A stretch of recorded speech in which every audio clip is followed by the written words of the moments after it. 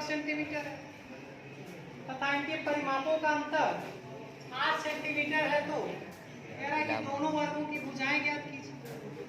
सबसे पहले यहाँ दो वर्गों के क्षेत्रफल की बात आ रही है, तो मान लेते हैं कि पहले वर्ग का की जो भुजा वो A1 है और दूसरे वर्ग की जो भुजा वो A2 है। माना पहले वर्ग की भुजा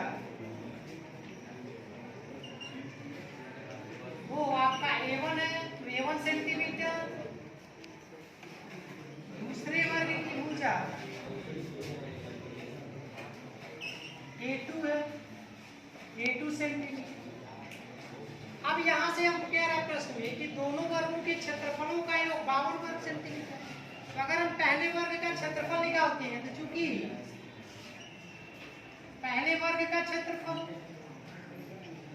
तो पहले वर्ग का जो क्षेत्रफल होगा वो होता है भुजा का स्क्वायर और पहले वर्ग की भुजा में क्या मानना है A1 तो हो जाएगा A1 का स्क्वायर और क्षेत्रफल ये हो गया समीकरण नंबर 1। उसके बाद से अगर हम दूसरे वर्ग का क्षेत्रफल निकालते हैं तो दूसरे वर्ग का क्षेत्रफल भी भुजा का स्क्वायर होगा, लेकिन इसके लिए जो दूसरे वर्ग की भुजा माना वो A2 माना हो जाएगा A2 का स्क्वायर। ये हो गया समीकरण नंबर 2।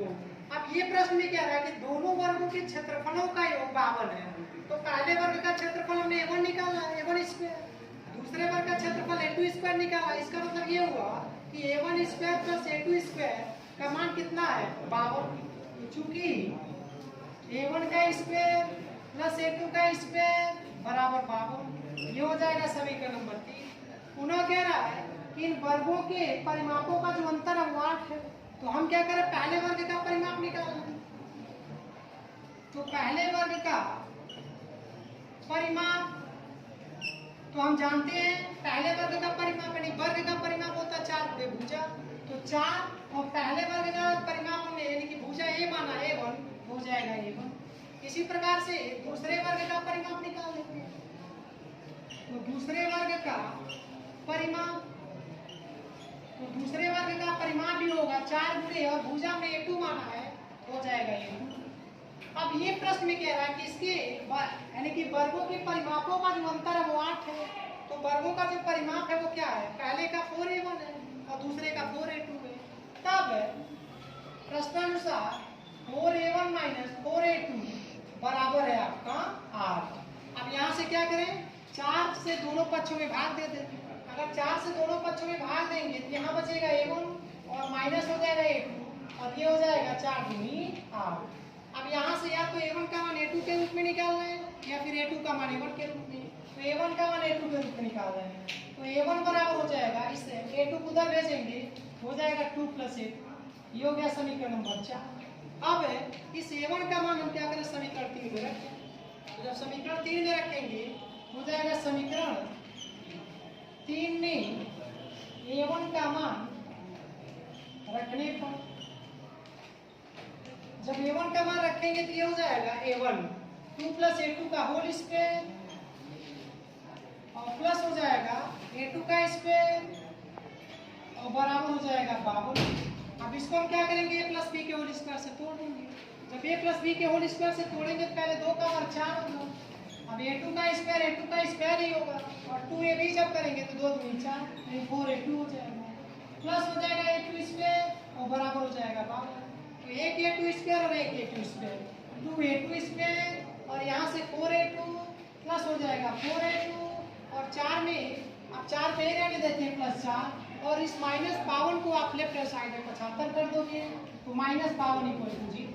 अगेन यहाँ से हो जाएगा 2A2 स्क्वायर प्लस 4A2 और जब 4 में से 52 घटाएंगे तो -48 और = हो जाएगा 0। अब देखो 2 यहाँ भी है 2 यहाँ भी है 2 यहाँ भी है तो 2 से दोनों पक्षों में भाग दे देते हैं। जब 2 से दोनों पक्षों में भाग देंगे तो यहाँ बचेगा A2 स्क्वायर प्लस यहाँ जब 2 से भाग देंगे तो बचेगा 2A2 और यहाँ जब 2 से भाग देंगे तो 24 दूनी 48 तो आ जाएगा 24 = 0। अब इसका फैक्टर ढूंढेंगे। जब इसका फैक्टर ढूंढेंगे यानी कि A2 स्क्वायर + 2A2 - 24 = 0 तो ये हो जाएगा 6 चौके 24, 6 और 4।